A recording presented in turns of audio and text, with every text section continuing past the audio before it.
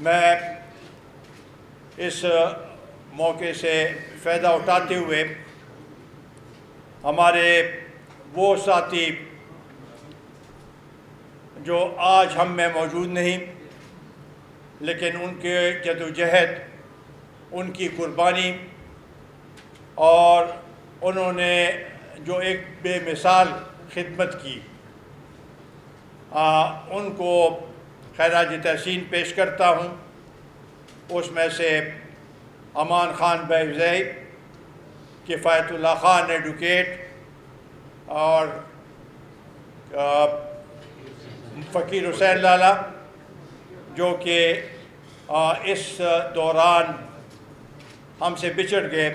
ان کی خدمات ہمیشہ ہمیشہ کے لیے قومی وطن پارٹی یاد رکھے گی اور ان کو وہ اسی طریقے سے خراج تحسین پیش کرے گی۔ آج کے اس موقع